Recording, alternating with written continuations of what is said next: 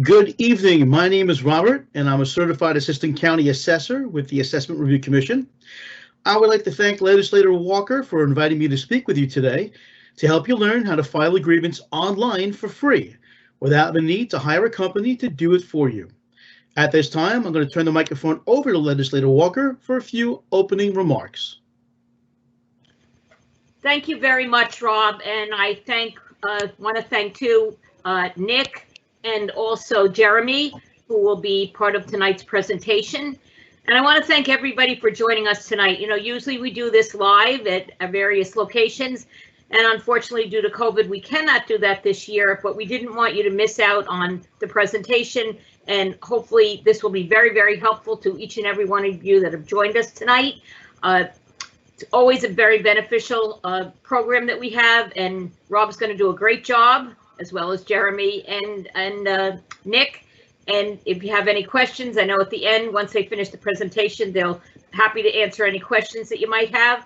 And please feel free to reach out to me in my office if there's anything else that you are concerned about, have problems with. I've had certainly many calls about everyone's taxes, and you know, we try to handle all those calls the best that we possibly can. But any other issue that you might have a problem with, please feel free to come out and you know, reach out to my office via phone or email, and we will get back to you ASAP. So again, thank you, and I hope this is beneficial to all of you. Stay safe, stay healthy, and let's look forward to hopefully spring coming soon.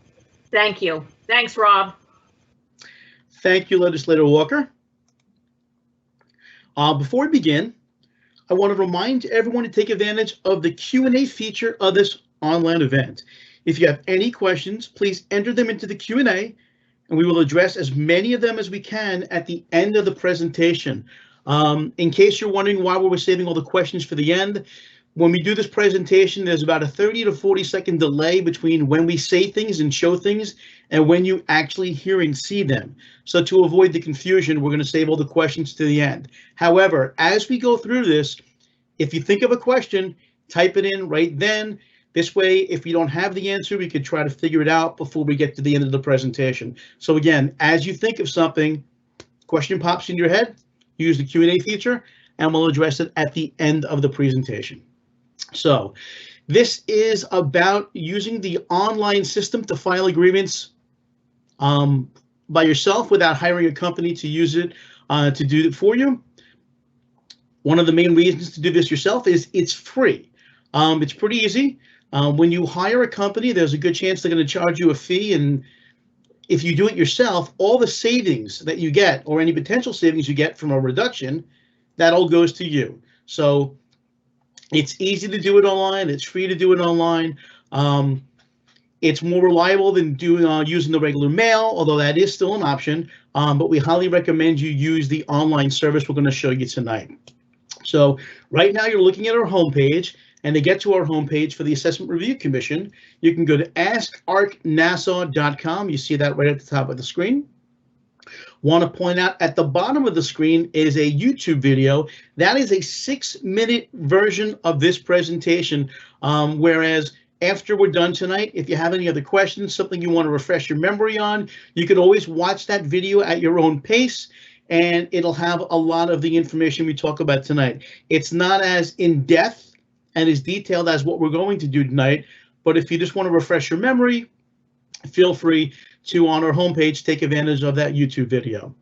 So on the right-hand side of the screen, you'll notice in red or orange, depending on how your screen's working tonight, you see it says ARC 2022-2023 brochure.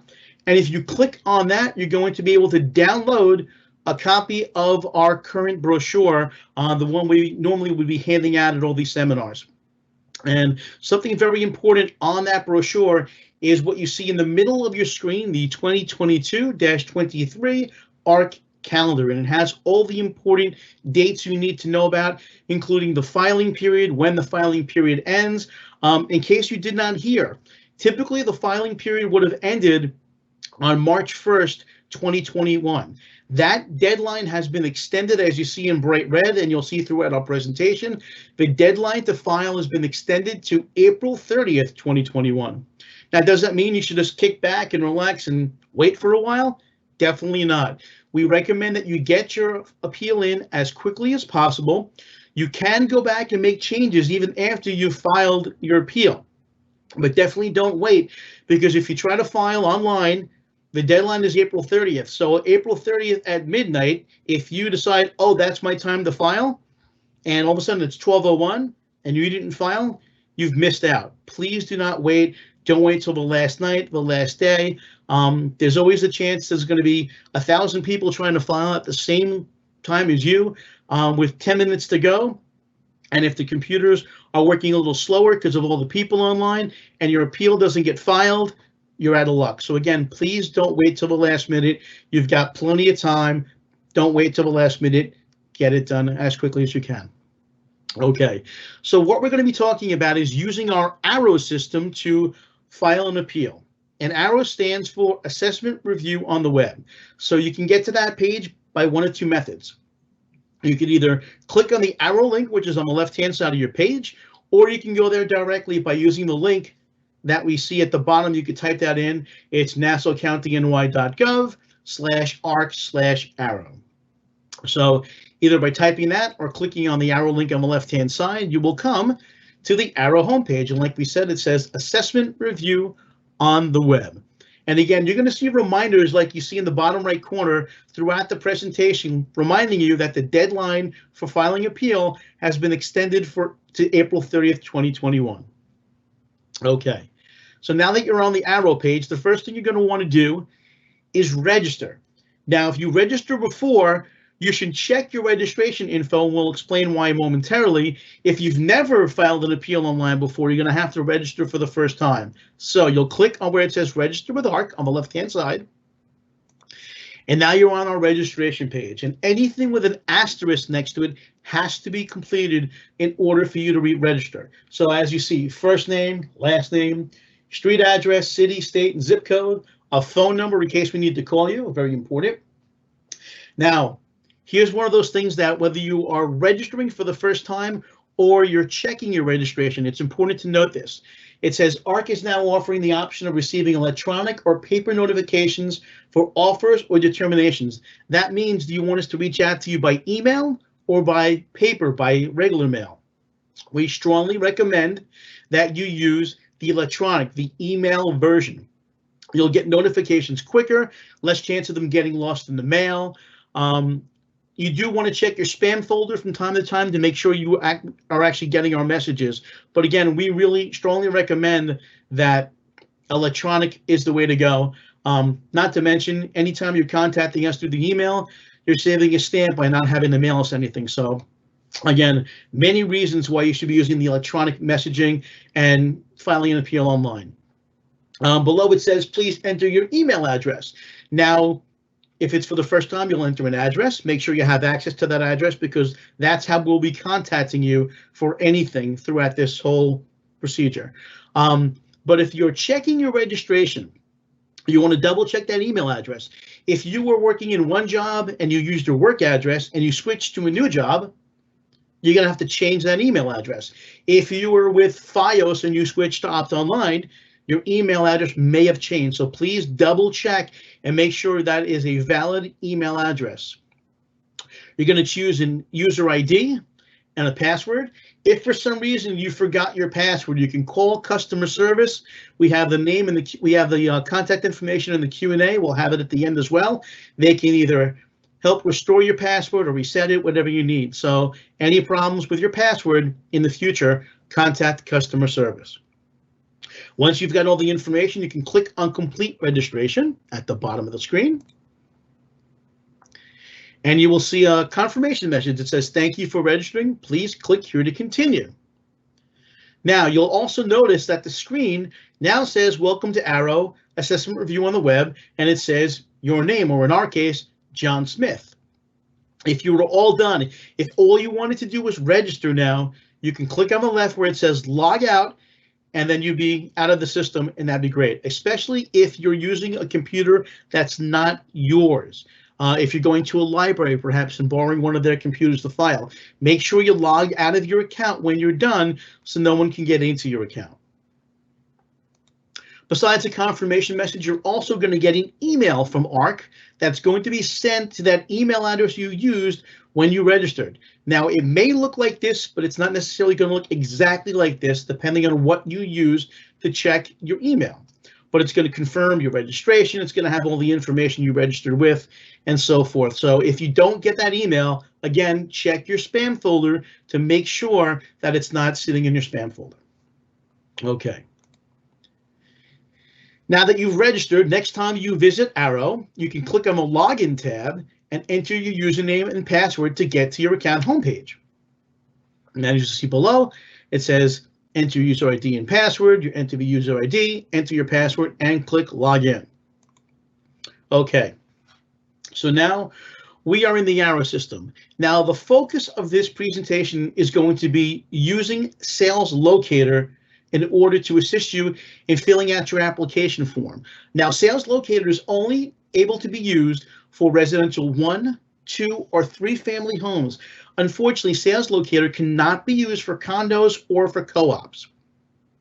Now, the Sales Locator, what it does is provides adjusted sales prices of properties that are comparable to yours, which can help you determine if your property is currently undervalued. And again, we'll go over what it means to be comparable to yours. Now, to file an appeal with the assistance of Sales Locator, you can either click at the bottom where it says, do you have a good case for filing an appeal? Or on the left-hand side, it just says Sales Locator. You can click on that. So we clicked on that. We are now in Sales Locator. And the first thing you're going to do is perform a search to find your property. And you can do this one of 2 ways. If you happen to know your section, block, and lot numbers of the parcel, you can enter that. Most people don't know. I work for ARC. I don't know my section, block, and lot numbers. Don't worry about it. It's not a big deal. Most folks are going to use the property search with their address. So what you will do is it's going to ask for the number of your home. In this case, we're using 504. And then it's going to ask for the street name. In this case, we're going to use Christie. Now, it could be Christie Street, Christie Avenue, Christie Lane. We're only going to put Christie. And the reason for that is, say, in this case, it's Christie Street, and they have it in the system as STREET. If you put Christie ST, it's not going to find your property. That's why you leave that part off and just put the actual street name, but not the suffix. So we're going to add city. We're going to add a zip code, so it makes it easier to find just our property. You're going to click search. And as you see, our property showed up. Now, if you happen to not have put in a city or zip code, you may get multiple Christie Streets if there's more than one in Nassau County. If that's the case, find yours, click on the parcel ID number, and that will continue on through a Sales Locator. So we're going to click continue. Excuse me, we're going to click on the parcel ID. Now, this is going to ask for a security code to make sure you are a person and not a robot. So the letters in the black box, you will type those into the white box to the right. And it doesn't matter whether it's uppercase or lowercase. And you're going to enter those letters in. You're going to click continue. And now you should see your house. So in our example, we have 504 Christie Street. Class is 1. It's a residential home. Property use is a 1-family home. School district is Rockville Center Union Free School District. It's not in the village. It's in the town of Hempstead, and it's not a waterfront property. If you look on the right side of the screen where it says Assessment Information 2022-2023, the appeal period is January 4th to March 1st. Now, of course, we know that's extended, but in our system, that's how it's going to show up as March 1st. Please be aware of that. The valuation date is January 4th, 2021. And if you look at the bottom, it says taxable market value, $461,000. So what that screen is saying is, as of January 4th, 2021, the taxable market value of your home is $461,000, and that equates to an assessed value of $461. Okay, let's look at the dwelling information. We're going to look closer up at that.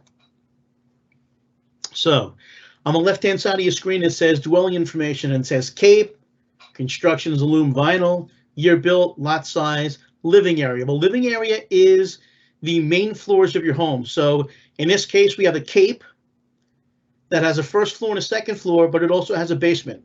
The living area only includes the square footage of the first floor and the second floor. That's it, not the basement. This home also has 2 full baths, no half baths, a 1-car garage, and it has a full basement, excuse me. So if any of this information is incorrect, if, say in this example, it says you have 2 full baths and you only have 3, you have 3 full baths, you can click on change values, and then you can make the corrections. And as you see, they change it from 2 to 3, and then you would click on apply changes after making the corrections. It's very important to understand any changes you make here are only for the sales locator purposes. This does not tell the Nassau County Department of Assessment that they have the wrong information.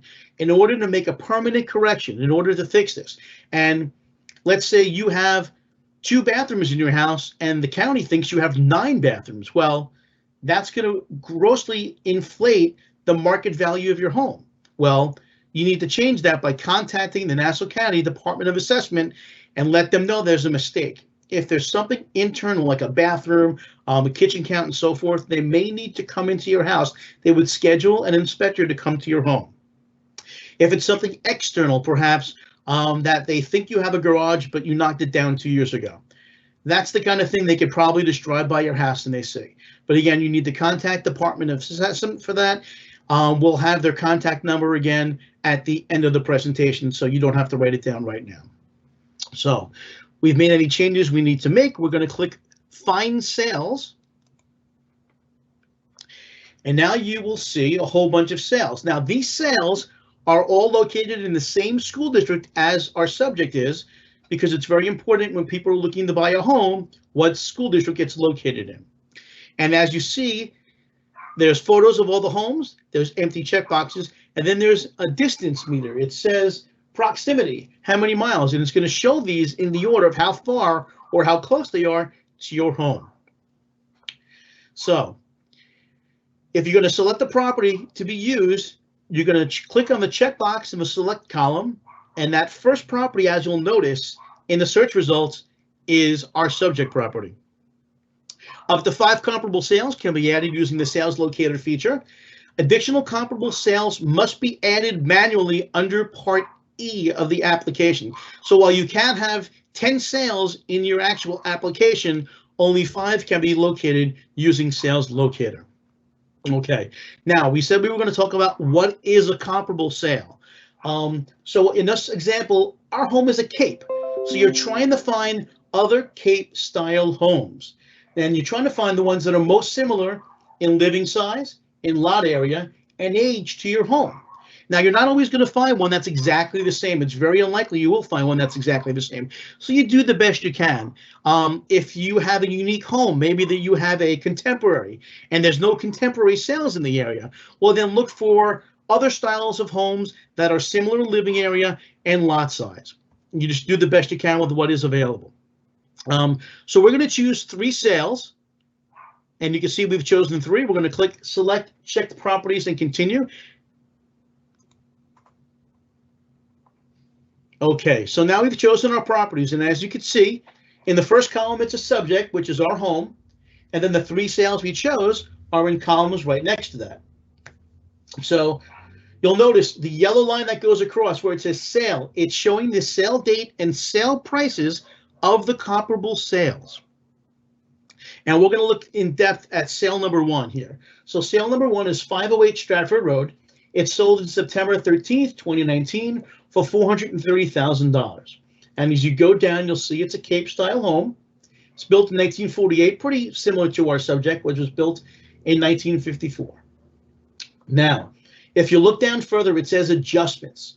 And you'll notice that there are adjustments made to account for differences between these comparable sales and our subject. So let's look at lot area. Our subject has a lot area of 7,735 square feet. 508 Stratford, our first sale, has a lot area of 6,240 square feet. So that's smaller. So what the computer has done automatically has added value to account for that difference in square footage. If you look at full baths, we have 2 full baths. This sale only has one full bath, so the computer has added $10,000 to account for the difference between a two-bathroom home and a one-bathroom home. And some of you might be asking, where do these numbers come from, and are they the same for everywhere? These numbers come from the market. They're analyzed to determine what a bathroom is worth in different areas. So in this area, a bathroom is worth $10,000.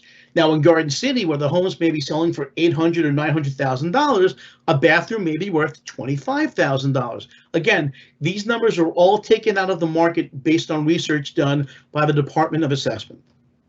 Okay, let's go down a little bit further. You'll see living area. Our home has 1,332 square feet, and this sale has 1,124 square feet of living area. So again, they've added value to account for this difference in square footage. You'll notice there was an adjustment made for garage size, no adjustment made for basement because we both have basements. So this home, sale one, had sold for $430,000. But after these adjustments to make this home seem like it had been very similar to ours, the adjusted price of the sale is $467,955. So you see, the adjustments have been made to account for these differences. And the same was done for sale 2 and sale 3. Now, one more thing before we move on to the next page. If you notice at the bottom, it says adjusted price, and it's got a yellow box to show those off. Right above that yellow line, it says weight. What it means by weight is normally when you take a couple of numbers, in this case 3, you add the 3 numbers, you divide them, you get an average. That's the number you get. You get the average. In this case, you have the option of not only getting an average, but getting what's called a weighted average. So say you're looking at these 3 sales, and one of the 3 sales is the best sale, it's most comparable, it really makes your case the best. Well, you can tell us that you want us to place more weight on that sale. And how you can do that is by changing those numbers.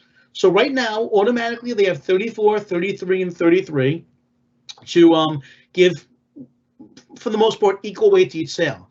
You can change that weight for that first sale, make that 50%, and change the others to 25 and 25.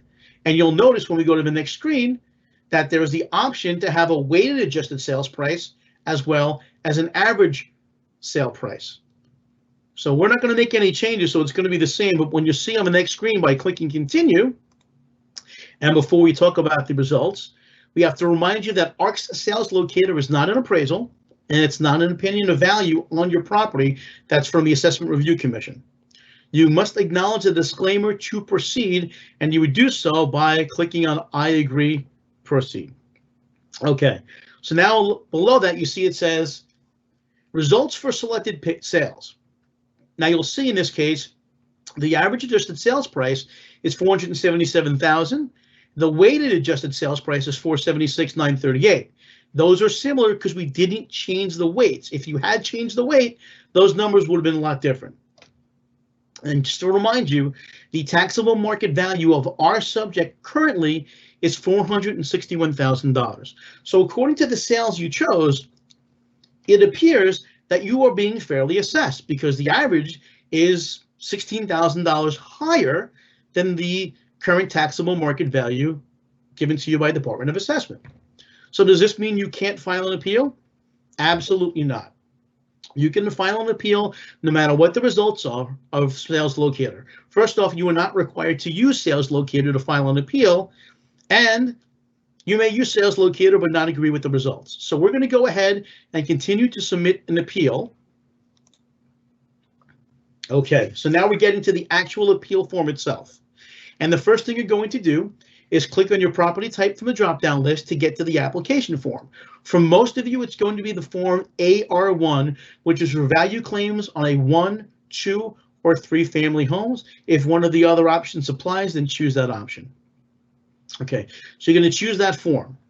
Now, just so you know, when you do use Sales Locator, it takes that information from Sales Locator and puts it automatically into Part B and Part E, as you see here on the screen.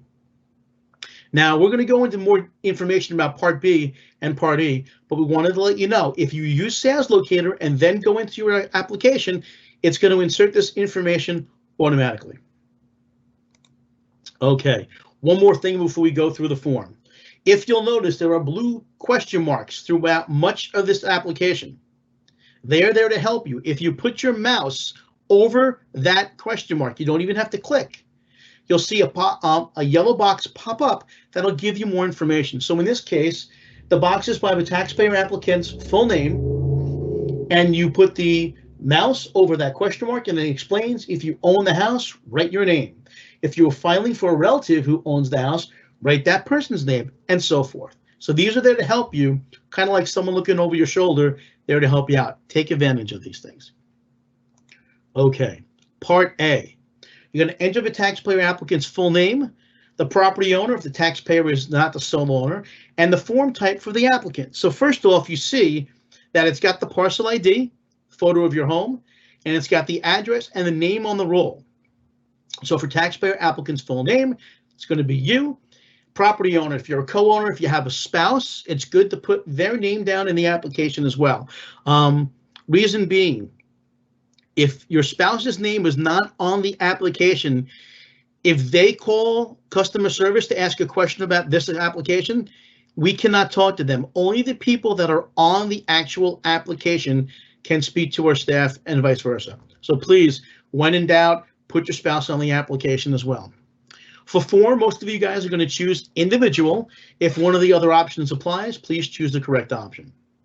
Okay, that's Part A. Part B.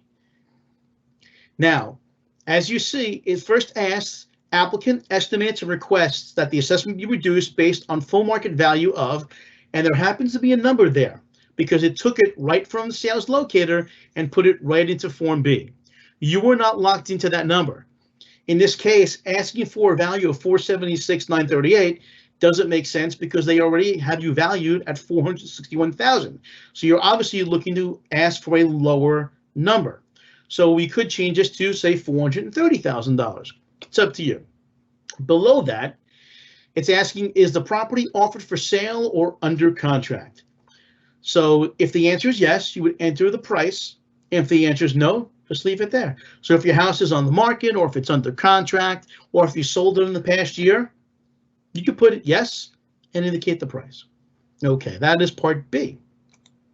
Part C is nice and easy. Representative type for your appeal has been put on this page automatically. It is self. There is nothing to do in Part C. Nice and easy. Okay, Part D. Part D is my favorite part of the application form. And in order to see all that Part D has to offer you, there is a pink button that says display. You're going to click on that, and it's going to open up so you can see everything in Part D. The reason I like Part D is because here is your chance to really make your case and explain why you think they should be reducing your assessment. Now, again, sales are helpful, but sometimes it's not a matter of sales. Maybe it's something about the location or about the house itself.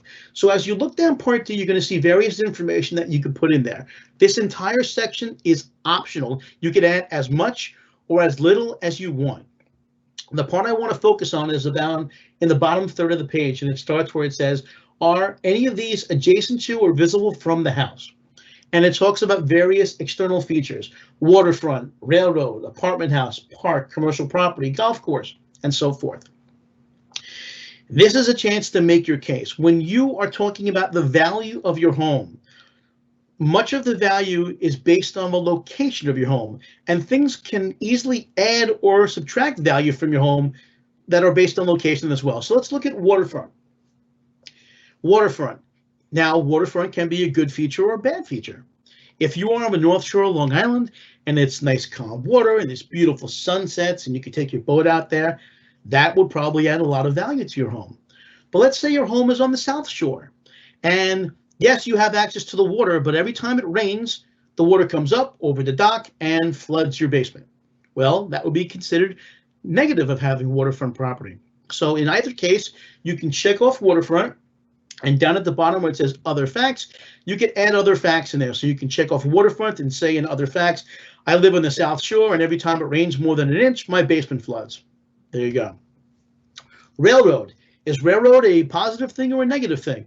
Well, if you live in an area where there's a lot of folks who commute to the Manhattan by train, living by the railroad may be a positive feature. You could walk to the train, don't have to worry about parking. But also, if you're by the railroad, lots of noise from the train going over the tracks and the horn and so forth. So that can be considered a positive or a negative. So again, don't just check railroad, check it, and then where it says other facts, add some more information to explain why you feel this impacts the value of your home. Apartment house. If there's an apartment house, that means maybe there's less parking available on your street. Is there a park by your house? Is it a nice park, or is it a park where people leave beer bottles all over the place? Again, don't just check off a box, explain why. Commercial property. Is it a noisy commercial property? Is it right in front of your house so you see all the cars that park by it and so forth, like a gas station?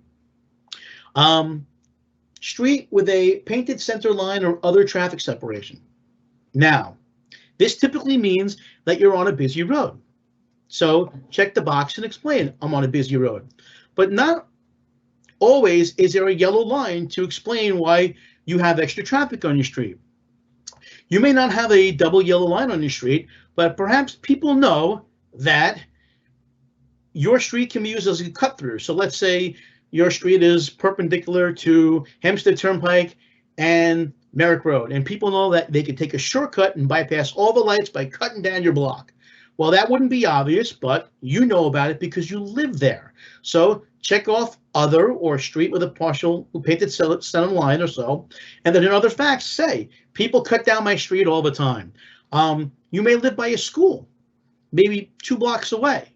And you would think, well, that's not a big deal, except all the streets that are right by the school have no parking signs, and your street is the first street that doesn't have no parking signs. So all the kids and all the teachers who can't get a spot in the lot, they park in front of your house. Again, something that obvious that you know because you live there. Let us know. You are the best advocate to explain the intricacies of what's good and what's bad about your location of your house and what's good about your house. So please take advantage of Part D. Again, it's entirely optional, but I think it's the best place for you to make your case. So please take advantage of it and use Part D. Okay, Part E. Now, like we mentioned before, when you use Sales Locator, the sales you chose get put automatically into Part E. Are you stuck with those sales? Absolutely not. As you notice, by each of those sales, it says delete parcel. If you decide that you don't want to use one of these sales, it doesn't make your case, you can click delete parcel and it will remove that sale from your application. You'll also notice on the far right, it says comments. You can add comments to explain why some of these sales were used or why they are a good or a bad example of values in the area. First sale, 508 Stratford Road. It sold for $430,000. But maybe it sold for what it did was because it had a brand new kitchen with granite cabinets and so forth. Well, you know what? You never know. So put the comments in there. This way, you've done your research. You make it easy for the person that's reviewing the job to understand why you use those sales and why you think they support your case. At the bottom, you'll see there's a blank section there where you can actually add other sales. And where would you get other sales? Google, Realtor.com.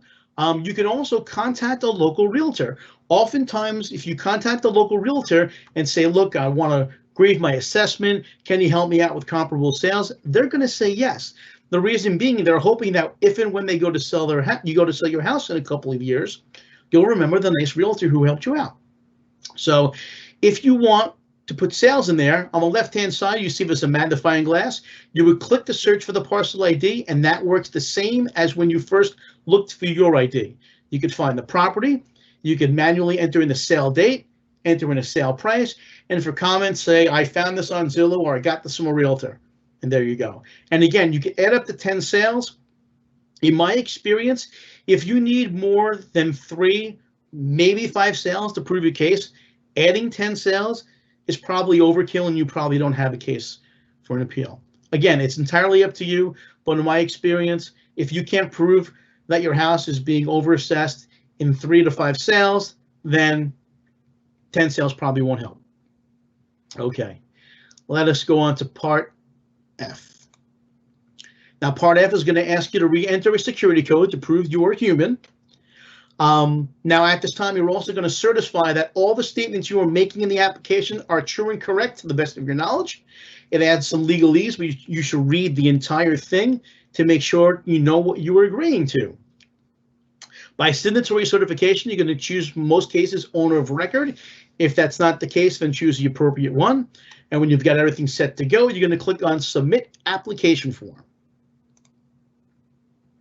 Now, one of the benefits of doing your appeal online as compared to mailing it in is if you make a mistake, you're going to know about it right away because it's going to prevent your application from going through. So in this case, you see that it says errors found in Part A below, errors found in Part B below, appeal not submitted. And you'll see in Part A and Part B, there are red areas to show you where the mistakes were made. So in Part A, it says taxpayer applicant's full name, it's blank. We didn't choose a form. And in Part B, we didn't put a market value in. So you would add in that information. When it's all set, you would click on Submit Changes. And this time, if you did it right, you would get a message saying your appeal has been submitted, and it will give you an application number. It'll let you know you can make changes and resubmit or choose one of the following. So you will also get an email, a receipt for your appeal.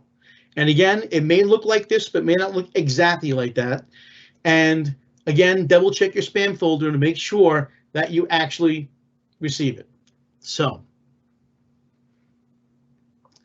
all right, you now have the option to go back to the home page if you're all done. You could submit another appeal in the same manner, or you can view or add attachments to your appeal. Now, why would you add attachments? If you have additional documentation, if you had an appraisal done for a sale or a refi, that would maybe help your case for an appeal. Or if you need to maybe submit an authorization form, if you're not the property owner, or if you recently bought the house and you want to include a copy of the contract to show your proof of what you paid for it. You can click on View or Add Attachments.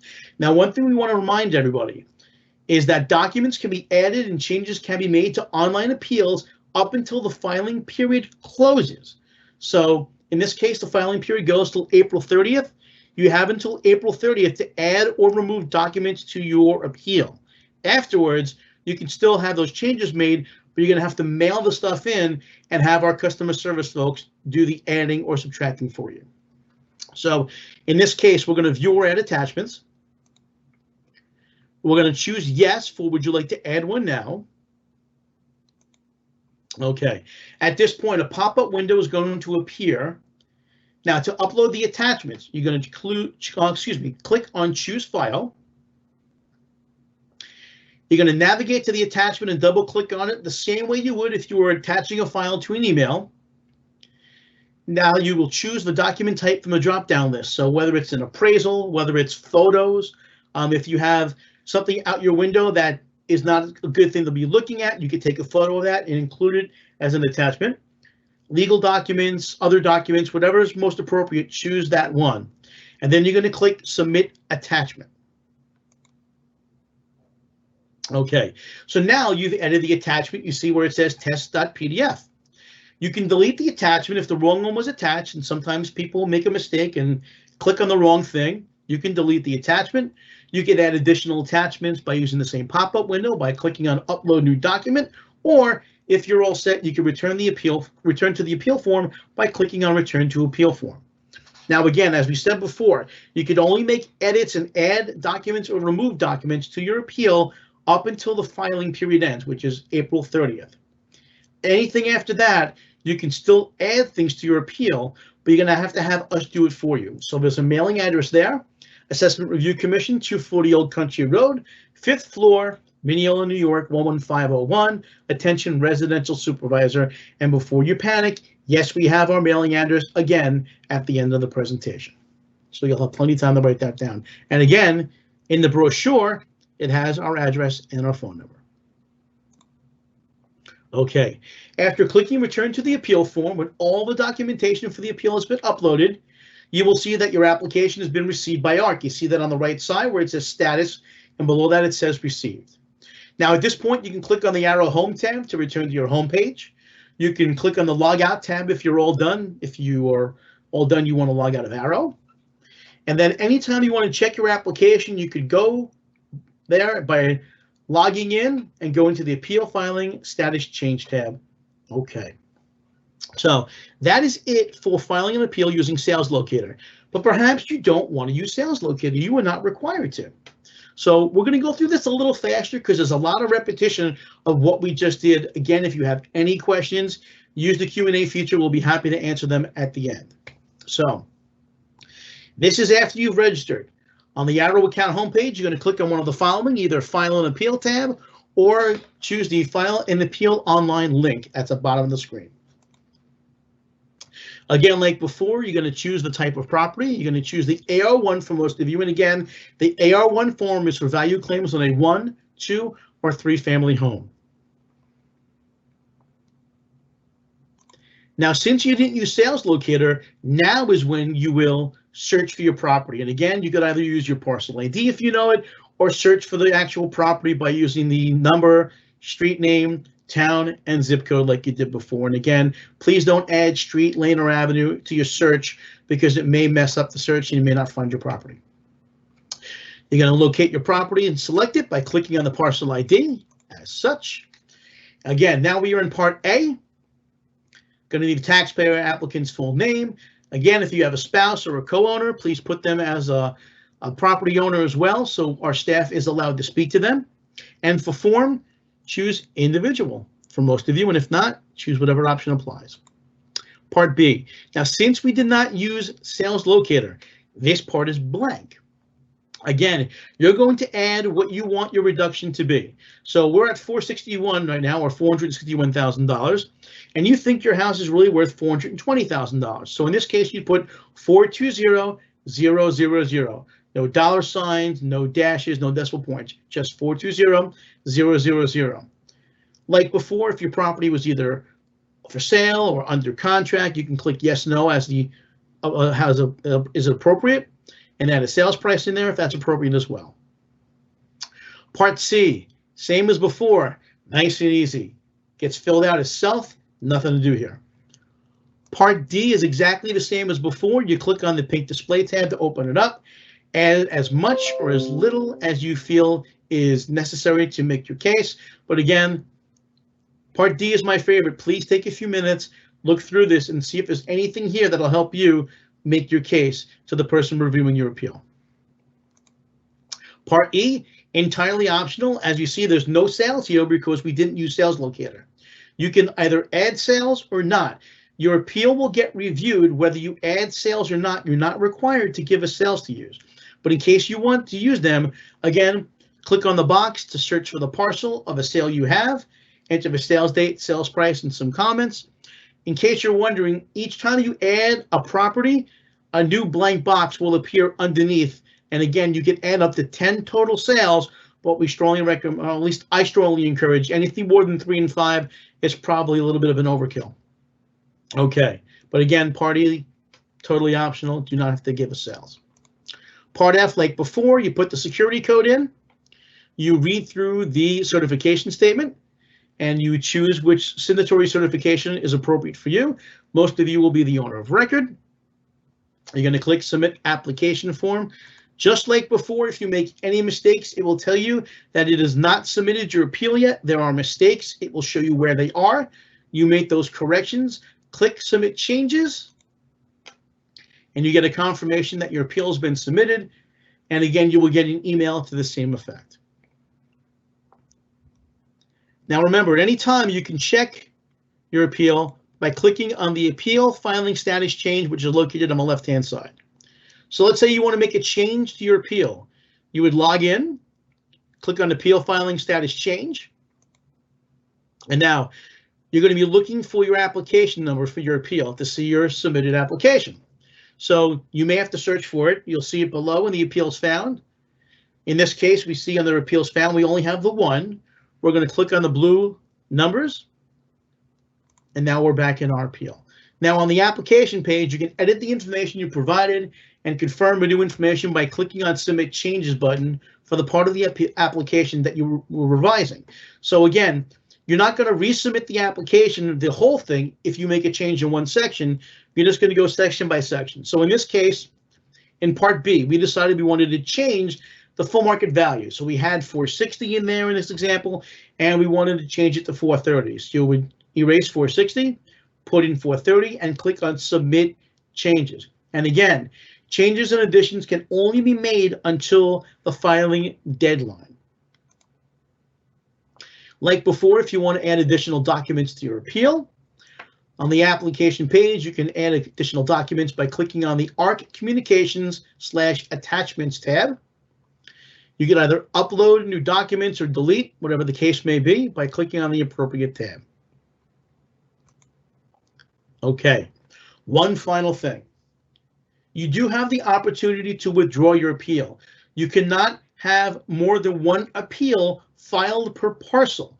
So in the case that maybe you had hired a firm, but you decided you want to do it yourself, well, we can't have two appeals on file. So either you would have to contact the firm you hired and have their appeal withdrawn, or you would have to withdraw your appeal, because again, you can't have two in the system. So in order to withdraw an appeal, you'd have to make sure pop-up blockers are turned off before you start this process, because a window is going to pop up that you have to read in order to do this. On the left-hand side of the screen, you'll see in Part A, it says Withdraw Appeal. You would click on that. A box is going to pop up, and it's basically asking you, are you sure you want to withdraw the appeal? Because if you withdraw the appeal, it's gone. You can't undo the delete. You'd have to reapply all over again if you did it by mistake. So again, are you sure? Are you positive? If so, you click on I agree. You'll get a note saying the application has been withdrawn, and you will see under status, it now says withdrawn. So we have gone through everything, believe it or not, and now it is time to answer your questions. And to help answer your questions, I'm going to bring on the Vice Chairperson of the Assessment Review Commission, Jeremy May, to help me answer those questions. Well, thank you, Rob, and good evening, everybody. As Rob mentioned, I am Jeremy May, and I am the Vice Chairperson of the Assessment Review Commission. I'm happy to join you all this evening along with Rob, just to offer my own perspective on the questions that you have asked. That way we can combine Rob, who is a member of our valuation team, and myself, who comes from a legal background, and get you that broadest perspective and answer your questions as completely as we possibly can. So all that being said, we did get some very helpful questions during the course of the evening that I did try to answer through private messaging, but they will also probably be helpful for the audience as a whole. So I hope everyone doesn't mind that I may paraphrase, read them out loud, and answer them for the entire audience. So let's begin. So we have a question here about someone who has an older house for House 11 and maybe in a neighborhood where there is a lot of newer construction. And what does such a person do when they have that levitt that was built after World War II and all around them they have nothing to compare it to but more modern homes? Rob, you want to take that one? Absolutely. Well, the first thing to remember is a comparable is a home that is similar to yours. So if you're the small house and you have these huge McMansions around you, your thought process is this.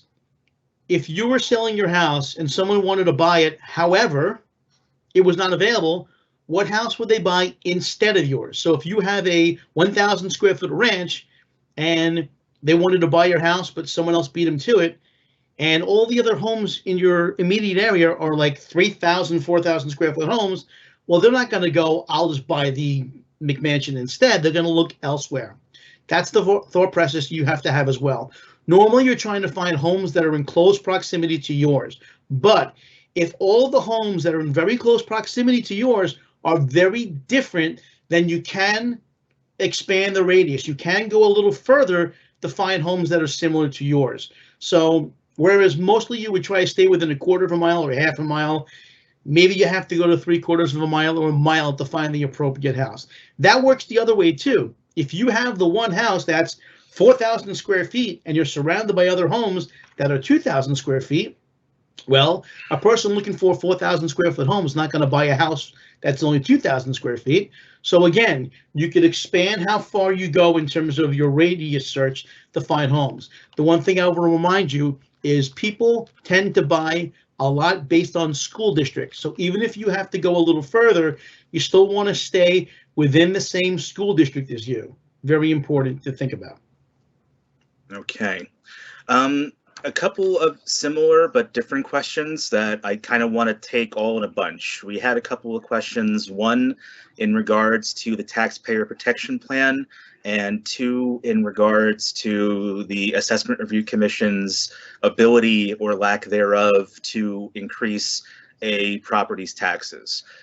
To a large extent, we at ARC have to defer when it comes to questions regarding taxes, because we at the Assessment Review Commission are strictly limited in our role to looking at an application about the value of the property and answering the question, is that specific property overassessed or is it not overassessed? We actually don't deal with taxes at the Assessment Review Commission at all. As a result of working in this field and being aware of what's going on in the county, we have probably a little bit more information than none. But overall, I'm usually very hesitant to answer questions about taxes because I'm very afraid it's very easy to give misinformation. So that being said, if there are questions about the taxpayer protection plan, I'm asking my colleague Nick, who's assisting us behind the scenes, to publish a link to the frequently asked questions page from the Department of Assessment that details the taxpayer protection plan. If you reviewed that and you found that you still had some more questions about it, we would recommend that you reached out to the Department of Assessment for any follow-up. And in regard to the question of whether the Assessment Review Commission can increase your taxes if you file an appeal with us, the answer is short and sweet. No, we cannot. ARC has absolutely no ability to increase anyone's taxes, and certainly not as a result of filing an appeal. As I just mentioned, our role is limited to answering the question, is the specific property contained within the appeal overassessed or underassessed? We have no ability whatsoever, we have no statutory authority to increase anyone's assessment. That being said, even if the Assessment Review Commission were to agree with the Department of Assessment and were not to offer a reduction on your property's assessment, there are other circumstances that could ultimately result in a tax increase in comparison to the previous year. This is one of the reasons why I'm hesitant to answer questions about taxes or make predictions about taxes, because one, we're talking about a tax bill that's going to be issued in October of 2022, so we're talking a far way out, and two, there are just so many different factors that go into taxes, it is very hard to reliably predict what's going to happen. But an easier to understand example that I like to use is, even if everything in your school district remained the same, it's not unusual for a school district's budget to be increased year to year. So if everyone's assessment remains the same, but the school district's budget goes up by 2%, then everyone's tax bill would have to be increased to make up the additional 2% that the school district is levying. So the short answer is that ARC and an appeal to ARC cannot hurt you in any way, shape, or form. The more complicated answer is that we don't know ultimately what's going to happen with your taxes. Okay. So here's a question about firms that file with ARC and whether or not they use Sales Locator. We here at ARC can't really comment on what firms do or do not do, largely because we don't know. We are not, looking over their shoulder as they are performing their processes. And, each of these firms does things in a different manner. Some people do this as a solo practitioner. Others have, full scale, for lack of a better word, industrial operations that, work in this field. And what they do or they don't do is their business, and ARC is not necessarily aware of what they're doing. So what we recommend is that you consider the Sales Locator as what it is. It's a research tool. It's not the only research tool that's available, but we do think that it's helpful, and we hope that you agree with us if you choose to give it a shot and take a look at it. If you found that the sales locator was not a helpful research tool, some of the other research tools that you could try to utilize would be public realty sites like Zillow.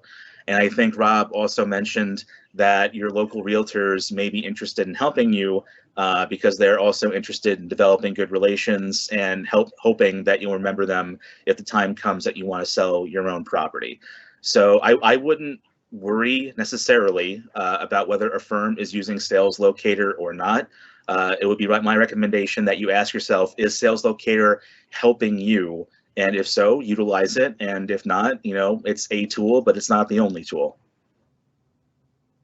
Okay. Should you include a full bath located in your basement in the inventory? It's my understanding that the Department of Assessment would include a full bath located in the basement in the home's inventory. If you looked at your property record card and you disagreed with the Department of Assessment about the inventory of your bathroom count, that is something that you would have to discuss with them, and you can utilize their contact information to do so. What I can tell you is that here at the Assessment Review Commission, our appraisal teams utilize the public property record card to compare your properties and conduct their market analysis. So if the property record card says 3 bathrooms and you only have 2 bathrooms, that's something that you want to speak to the Department of Assessment about and get corrected.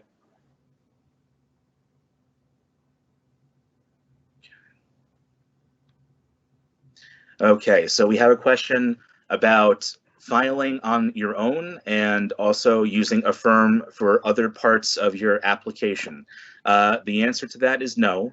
We don't recommend that you do that.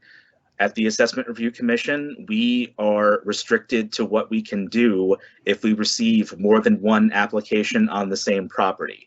If we receive more than 1 application on the same property, we are not allowed by law to conduct a review on that property. We call it a duplicate filing, and in that circumstance, we don't necessarily know who is authorized and who has the right, for lack of a better word, to proceed on the appeal. So our hands are tied and we can't move forward on that circumstance. So we recommend that you avoid becoming embroiled in that circumstance. If you've already hired a firm and you want to fire them, for lack of a better term, you have the right to do so and you can proceed on your own. But if a firm has already filed on your behalf, you could not file a separate application at the same time. You would be jamming yourself up. We would not recommend that you do that.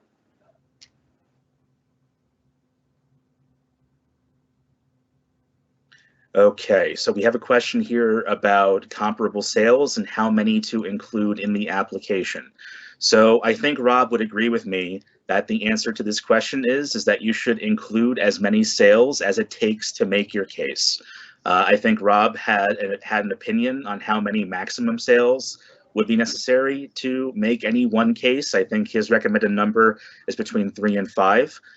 Keep in mind that when you're doing a market analysis, you are weighing the average of sale prices. So it comes to a point where adding a 6th, 7th, 8th, or 9th sale is not going to move the meter all that much on the average sales price. So if you can make your case to 3 to 5 sales, it's okay to stick with 3 to 5. If you want to make your case with 10 sales, you can do that, but you may be engaging in more work than you have to for essentially no benefit. But you shouldn't, that this is your appeal. You should not let Rob or I dictate to you how you fill it out. That's not our purpose in making this presentation. You are making your best argument that your property is overassessed. And if you find that you have 9 comparable sales that absolutely make that case very eloquently, then go ahead and include it. It's not like Rob will start, have a vein pop out in his forehead and get irritated if he has to look at more than 5 per application. Rob wouldn't do that to you, right, Rob? Never, no. But Jeremy, as long as we're talking comparables, I want to bring something back onto the screen because I forgot to mention something. When you're looking at comparable sales, and I brought the sales locator screen back up, when you're looking at comparable sales, obviously you're trying to find sales that are as low as possible. But what you need to find are what are called market sales. Now, what's a market sale? You have a market sale is you have a person who's trying to sell their house and get as much as they can. You have a buyer that's looking to spend as little as they can. They meet in the middle, they negotiate. That's a market sale. There are other types of sales, an REO, real estate owned, or a short sale.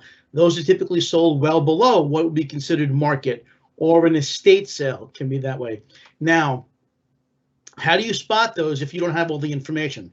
Well, if you look on the screen, you see most of the sales that are here are somewhere between 450 and 580 or so.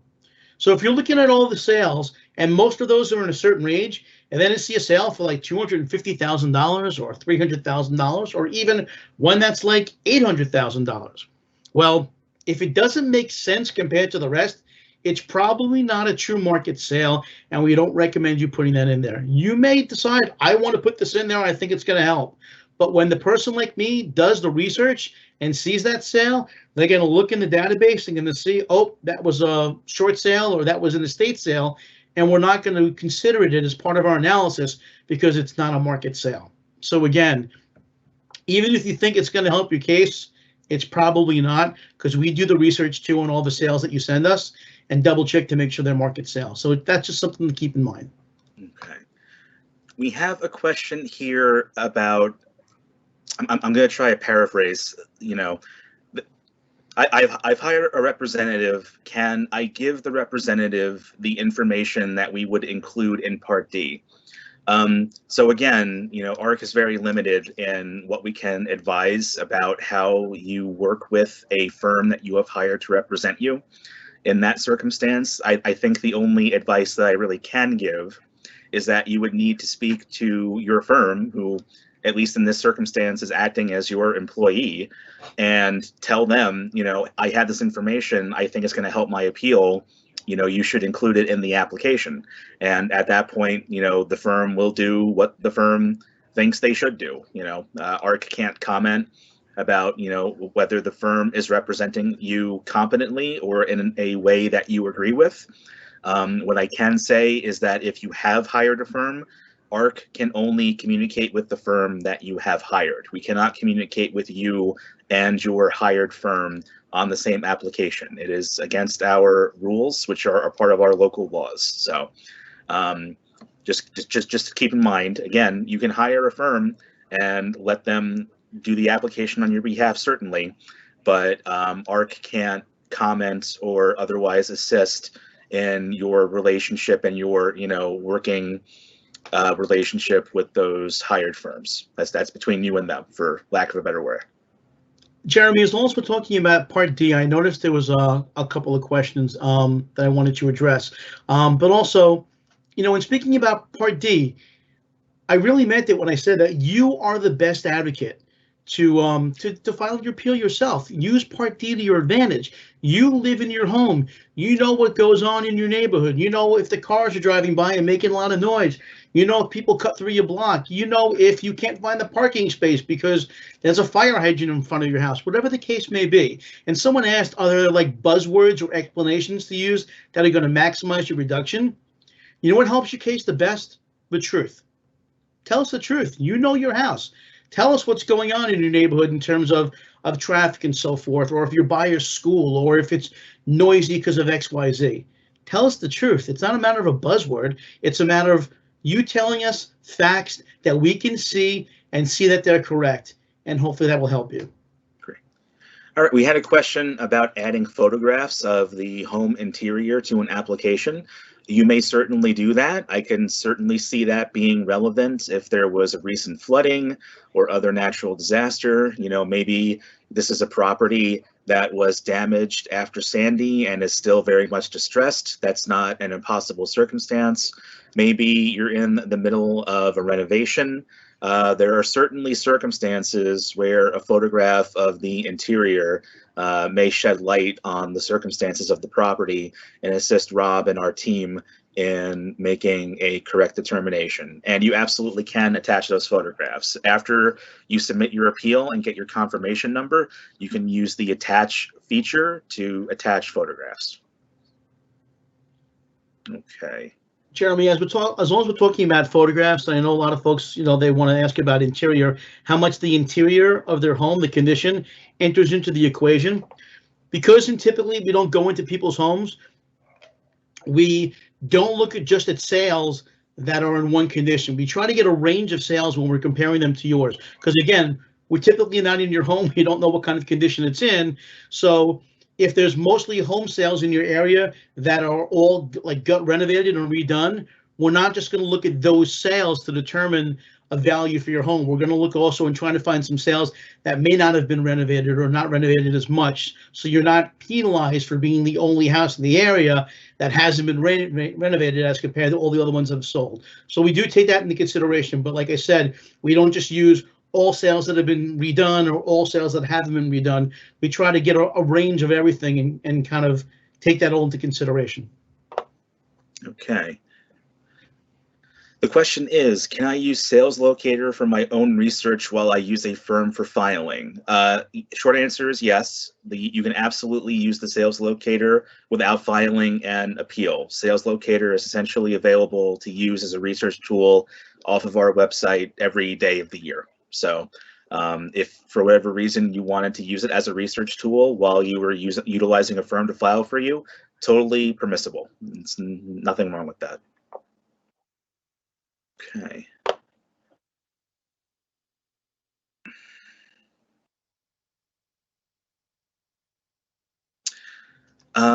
This is a question about is it better statistically to use a firm or file on your own, and what does that do to increase your odds of getting a reduction? I don't have any statistics at my fingertips, but what I can say is that whenever we have looked at the statistics, we have not found a significant difference between people who have filed on their own or people that have filed with a firm. And that makes sense to me because I and Rob are here to tell you that when Rob and his team are reviewing applications, they don't know whether that application was filed by a homeowner or whether that application was filed by a firm, because that question is ultimately irrelevant to what we're trying to determine. And what we're trying to determine is what is the value of the house. So I think Rob's expression is that he values property, not people. He has no reason or ability to know whether any one application is filed by a firm or filed by a homeowner.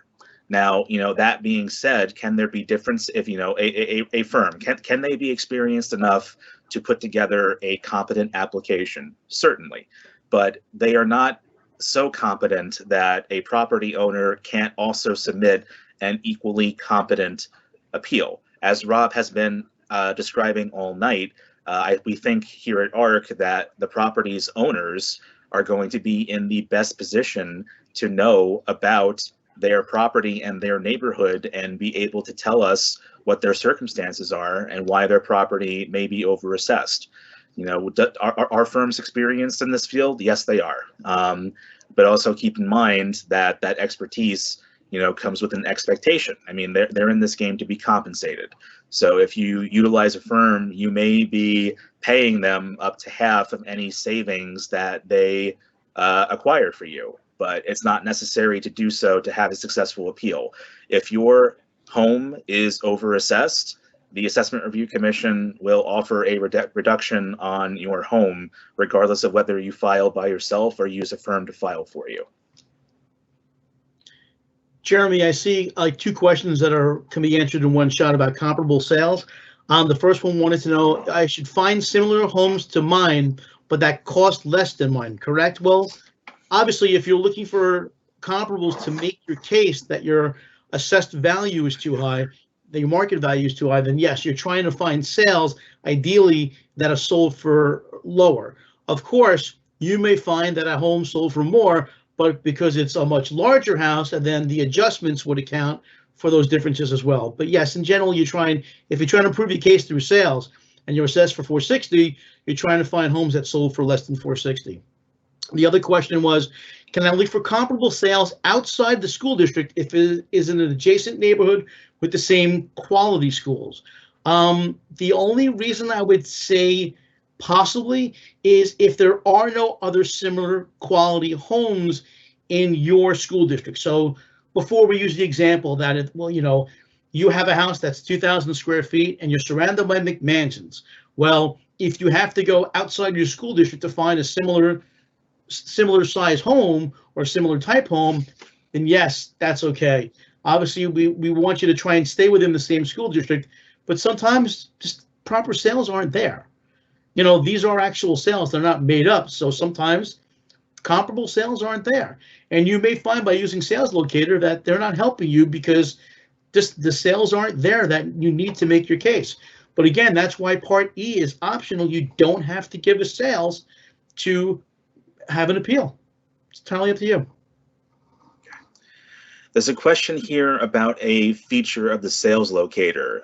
There is an option that you can check that is essentially not like my house. If I am remembering correctly, that is after you have already selected a home to be compared to your own. That box is there to remove that house from the comparison without having to go back to the beginning of Sales Locator and do it all over again.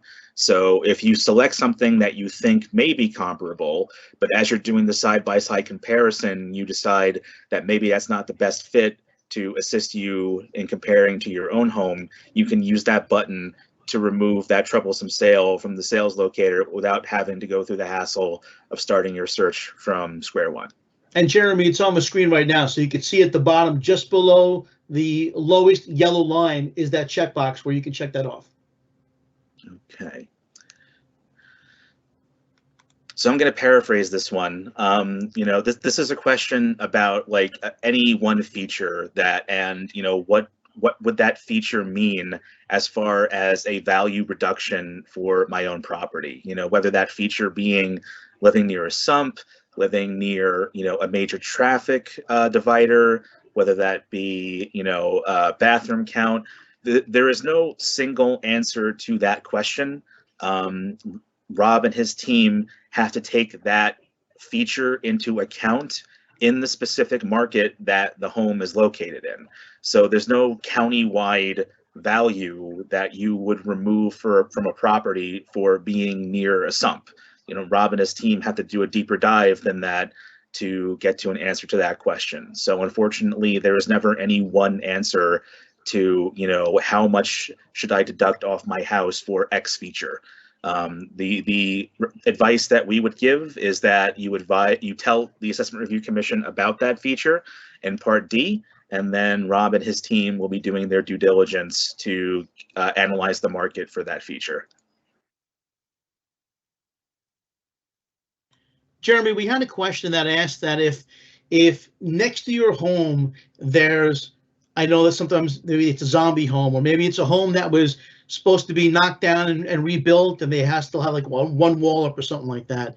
Does that impact your value? Well, it may or may not, depending on the longevity of that situation. But when in doubt, add it into your appeal. Take a photo of the house next door. You can go across the street, take a photo that shows your house and the relationship in terms of how close that is next door to yours and what it looks like, and add it as an attachment. You are more than welcome to do so. We will consider everything you send us. So when in doubt, add it to your appeal. Absolutely. We have a question. Okay, I'm going to paraphrase this. It's essentially, we used a firm last year. We're not sure if the firm is still around, and if they filed for us this year, how can we find out? If you have a question about whether there has already been an appeal filed on your property for 22-23, contact our customer service line. You can go ahead and see that info on the screen and in our published section of the Q&A. What I can say is that a firm should not be filing for you for 22-23 unless you have explicitly authorized them to do so. But unfortunately, despite that rule, that is a situation that happens more often than we really appreciate. So if you are concerned and you don't know about whether a firm has filed for you or not, please contact customer service and they will be able to tell you that rather quickly.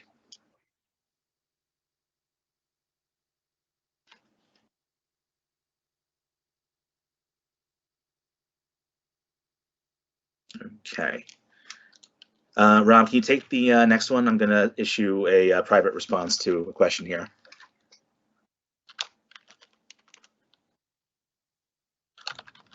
Is my microphone off? Okay. Let's see. Do the Part D aspects remain on record, or do we need to re-enter this detail yearly? Each application is separate, so yes, you would have to re-enter this. That one thing you can do, which may make it easier, and is take advantage of the fact that you can upload attachments. So say you have information for Part D and you think you're going to need it year after year. Well, instead of entering it in Part D, you are able to type out a letter to us, a Word document or a Google document, type it out. You can add pictures to it and so forth, and tell us everything that you would normally tell us in Part D. Put it as a Word document, and then you can add it as an attachment and upload it with your application. And this way, if you want to do the same thing for next year, you just save that attachment, that Word document, and add it every year. So while no, you can't save the Part D information per se in Part D, you can at least do it on a Word document and have it handy, and then you can just re-upload the same Word document year after year. Let's see. There was a fire hydrant in front of my house. Well, like I mentioned before, if that is something you feel is a negative, and it can be seen as both a positive and a negative, because while yes, it may block a parking space in front of your house, God forbid there's a fire, it's kind of nice to have a fire hydrant right there as well. But again, if you see it as a disadvantage, then you can absolutely include it in your Part D or on a Word document and let us know whether or not you feel it has an adverse impact on the value of your home. Okay, we have a question about previous year appeals that may have been filed by a firm that was hired. I would start by contacting the firm and asking your questions directly of them. You hired them for that service, so I would think that they would be willing to answer your questions to that regard. If you hit a brick wall there, you can ask for copies of appeals that were filed on your behalf at ARC through our FOIL request system, and that is available at our homepage, askarcnassau.com. Jeremy, this is probably one you can answer quite easily. If someone purchases your home and the previous owner had already filed for a grievance for that year, does the new owner have to file a new grievance?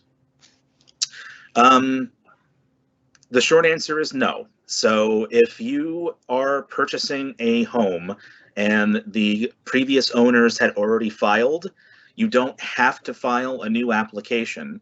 But what you want to make sure happens is that the old owners transfer their appeal to your name. Otherwise, ARC is not going to be aware of the sale and could still send offers to people who no longer own the home. And I would imagine that that would be not the most desirable outcome. Now, that being said, if you are in the middle of purchasing a home yourself and during the filing period before April 30th, you can file on your own initiative. People who are in the middle of purchasing a home have the right to file an appeal. Again, you'll want to communicate with the people that you're purchasing the home from, because you don't want to be in a situation where there are two appeals on the same home. That creates that same duplicate situation that we were discussing previously with the firm versus the applicant filing. So have a discussion with the people that you're purchasing from, figure out if they're willing to transfer their application to you if they've already filed it. And if not, and you can't get a hold of them and you don't know what the situation is, you're probably better off filing an appeal just to protect yourself under your own name, because you have the right to do so as a purchaser of the property. Thank you. Okay.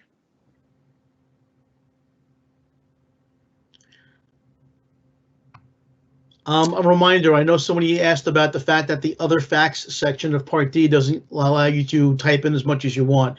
Like I said, when in doubt, just type in a Word document, save it, add it as an attachment, and then you can type out as much as you need.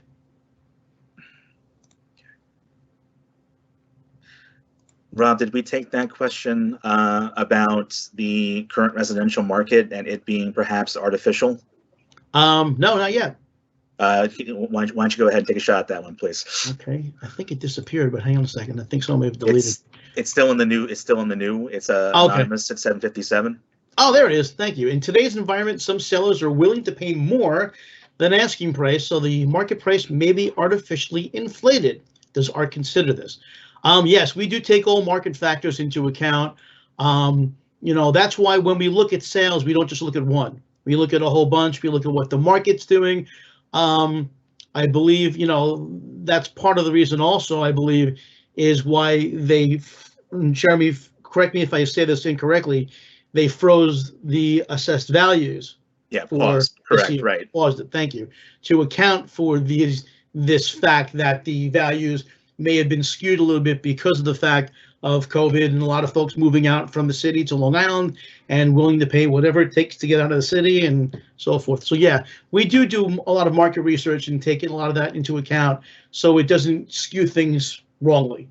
Also, remember that the effective date of the appeal you're filing for now is January 4th, 2021, which means the sales that are used to determine this are typically within the 12 to 18-month period prior to that date. So new sales really won't enter the equation. We're looking at what the house was worth as of January 4th, 2021. So we're going to use sales before that date in order to help figure out a proper market value. Okay. So the question here is, we need to refile every year, is that right? Not necessarily. So what we here at ARC recommend is that since assessment in Nassau County is an annual process, the Department of Assessment issues a new tentative assessed value at the beginning of every January, that as a property owner, you should review that assessment and ask yourself the question, do I agree with this assessment or do I not? If you disagree with that assessment, you'll want to seriously consider filing an appeal on that, because if you don't file an appeal, you will lose your chance to have that assessment reduced. If you review that assessment and you say to yourself, I agree with this assessment, then you would have to ask yourself, is it worth filing the appeal?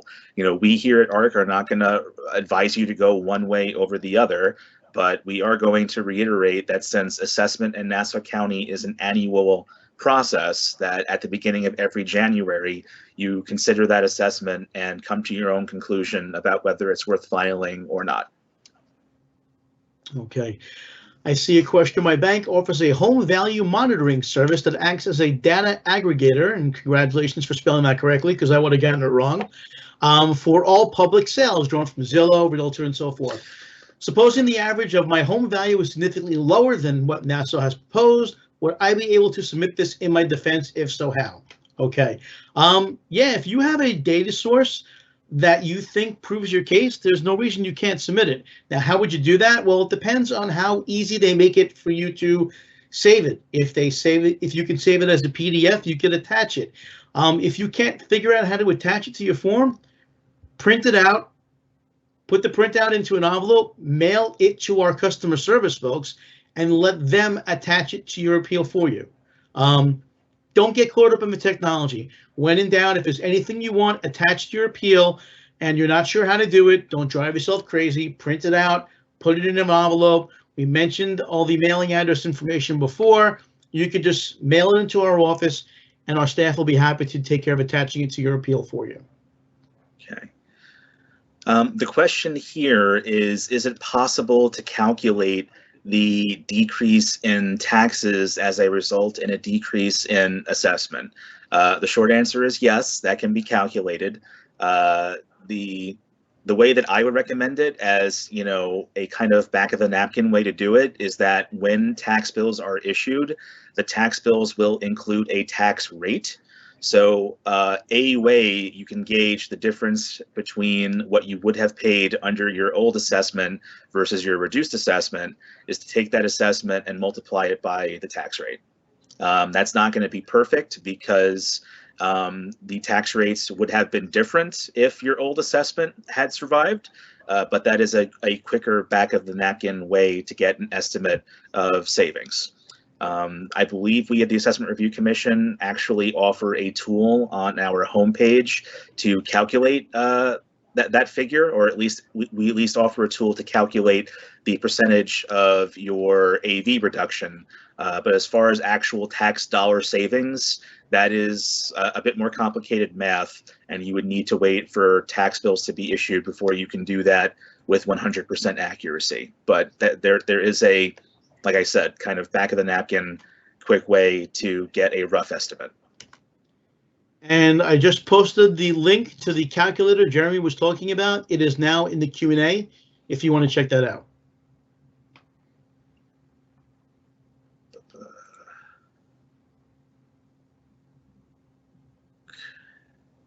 Let's see. What if all the sales comps are higher than my home market value? Should I not grieve? If you're finding that all of the sales in the area sold for higher than your home market value, that may prove that you are either failure or underassessed. That being the case, you can grieve no matter what. We will never tell you not to grieve your assessed value, your market value. Again, like Jeremy mentioned, if you file an appeal, the worst that can happen is you're denied. They're not going to raise your market value, raise your assessed value. So if you feel that you would like to file an appeal, even if all the sales are telling you otherwise, like I did in our example where our sales were saying that the value was $477,000 and our assessed value was $461,000, we still filed an appeal. So it's entirely up to you. Okay, we have a question here that I'm going to paraphrase. There's two parts to the question. What is full market value versus the tentative assessed value? So full market value is the value in actual dollars, US dollars, and the tentative assessed value is the assessed value that is ultimately used to calculate taxes on. And the full market value, the dollar value, is converted to a tentative assessed value by using a fraction called the level of assessment. I could get into a lot of history as to how that came about. That's not really the purpose of our presentation this evening. So I'm going to try and leave it there. But basically, you have your full market value, which is the US dollar value of the property, and the tentative assessed value, which is the value after it's multiplied by that level of assessment to get that final number that's used to calculate taxes. And then the question goes on to ask, why are these values different on the Nassau County assessment statement that you received in the beginning of this year? We here at ARC are not going to be able to comment on correspondence you've received from the Department of Assessment, so we unfortunately have to defer and recommend that you reach out to them at 571-1500 for any questions about correspondence you have received from them. And a reminder, the contact information for Department of Assessment is in the Q&A. There's a phone number, there's a link to a form you can fill out, and our guys from customer service recommend that when you call Department of Assessment, don't press any options or extensions, just wait till the message ends. It's the best chance of reaching people. So, and again, that's in the Q&A section that we published. Maybe we'll publish that again one more time in case you don't see it in your feed. Okay. We have a question regarding the weighted percentages on the sales locator and when one may want to use that. The short answer is that you don't have to, but the weighted percentages may come into play if you have located a sale that is basically a 100% bullseye on the money, apple to apple comparison to your own house. Like, you know, you have found your house's twin sibling and it's like across the street from you. And you might want to say, okay, Assessment Review Commission, you know, I have found my house's literal identical twin.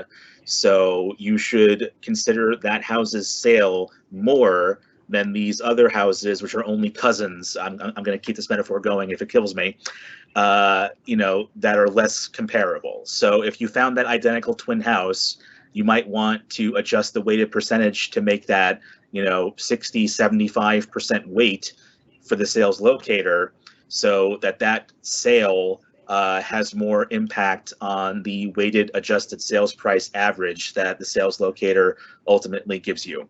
But again, even in that circumstance, it's not necessary to do that. But as Rob and I said, that this is your application. You are making your best case for why your property is overassessed. And if you found that literal identical twin to your own home, and it sold for $50,000 less than the Department of Assessment assessed your own property at, you want to highlight that and let us know about it. And one of the ways to do that is to use that weighted feature in the sales locator. Okay, we have a question. If the comps show a lower value, and I also have particulars for Part D that may lower it further, are both considered? Absolutely. We look at everything. We don't just say, well, Part D shows that he lives hanging off a cliff, so we're going to ignore the sales. We look at everything. And if you're looking for the right comparable sales, you may actually find comparable sales that share that characteristic. If you back to a railroad tracks and you're able to find sales that also back the railroad tracks and prove that you should have a lower value, that's great. That's what you should be doing. The idea is to find homes that are not only similar in style or physical characteristics, but also similar in location. So if you're by a school, trying to find comparable sales by a school. If your home backs the Hempstead Turnpike and you are backing commercial properties, well, then try to find comparable sales that also back commercial properties. Because if you're able to do that, those sales will probably reflect in this case, if it's a negative aspect that adversely impacts the value of your home, that's going to be reflected in what they sold for, and that's going to further support your case. So if you have two homes, and let's say your home backs to the railroad tracks, so you found two homes exactly the same. One house backs to the railroad tracks, one doesn't. The one that doesn't back to the railroad tracks sold for $400,000. The one that does back to the railroad tracks sold for $375,000. So you could show that, look, homes that back to railroad tracks sell for less. So again, the more similarities in not just physical characteristics, but location when you're choosing sales will definitely help you out. Okay. We have received a couple of questions about some audience members who are concerned about applications they've made in previous years. The only advice that I can give during this presentation is that you contact our customer service team. If you have contacted them in the past and you are perhaps still concerned or you are confused about the responses that you have been given, we are more than willing to continue the conversation to try and help you with your questions, but we wouldn't be able to do that during the presentation live now. So instead, what I would recommend is that you do take our contact information and contact customer service during our business hours anytime that you wish during this week or afterwards. And at that, it looks like that Rob and I have tackled everything that has been posted. I'll take a minute to scroll through to make sure that we haven't missed anything in the interim while I'm doing that double check. If anybody has anything else that came to mind, please go ahead and post it in the Q&A feature. And I think Rob has a couple of useful tidbits that we'd like to reiterate as we're getting ready to wrap up for the evening. Absolutely. Again, I want to remind everybody that on our ARC homepage is the 6-minute YouTube video. Again, it's not as detailed as our conversation was tonight, but in case you forgot something and you want to check it out, please check out that 6-minute YouTube video on our website at askarcnassau.com. Again, on the screen, you see all the information, contact information. Also, a reminder that we published in the Q&A the link directly to download that brochure. That brochure is your friend. It is a great document to hang on to keep all the dates handy. But not only that, but it's a great place to write your username and password. So this way you have everything together in one spot. So please check that out.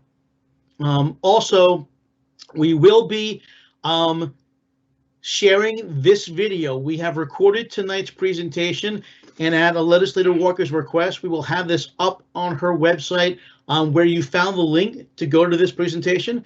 It will be there within the next couple of days, so keep an eye out for that in case you want to go back and rewatch this presentation again. It will be posted on her website within the next few days. All right, thank you very much for that, Rob. And while Rob was giving those helpful tidbits, it looks to me that we have tackled everyone's questions. If you disagree with me, please feel free to let me know by posting a new comment in the Q&A. If we can give folks a couple of minutes to do that. And thank you all very much for joining us. I want to thank my colleague Rob for giving the presentation. As always, he did awesome. And our colleague Nick, who helped us behind the scenes. And of course, I'd like to thank Legislator Walker for inviting us all to speak with you this evening.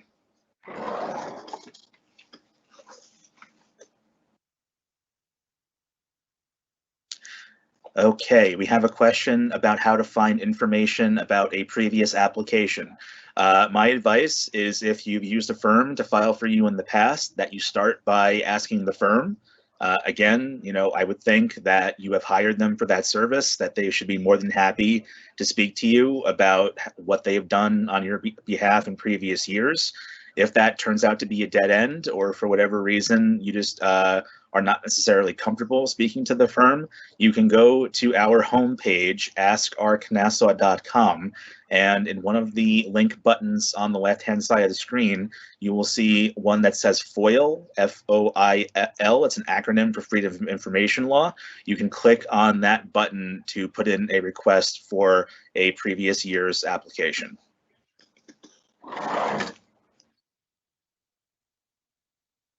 Okay, real quick, Legislator Walker wanted to join us again real fast, so we're going to bring her back into the conversation and back on your screens. Legislator Walker. Thank you very much, Rob, and Jeremy, you too, and Nick behind the scenes. We couldn't do it without you either. Just a reminder too to everyone that there is another upcoming presentation next week, and you know, tell your friends, they certainly can join it. It's listed on my website. You know, even if somebody felt that I got a lot of information tonight, maybe I could reinforce it again next week. You're welcome to call the office and you know, rejoin up for next week also. So please don't hesitate to do that. Jeremy, I had one quick question, and I know you did cover it, but I know we had a lot of new homeowners, and I know you said that if they're not sure, they should refile again if they're not sure what the previous owner had done, or they don't know, you know, the owner didn't share the information. Do they, so that it isn't a conflict with you, do they put a note with it that, you know, this is my grievance, I recently purchased the home, I don't know if the other homeowner has one in there? Like, how would you know which one is the right one? Well, unfortunately, we wouldn't know, which is why that's such an unfortunate circumstance when we have two applications on the same property. So perhaps I want to modify my answer. If you're in that circumstance, I think the best thing that you can do is call our customer service team. They are more than happy to inform you if an appeal has already been filed on any one particular property.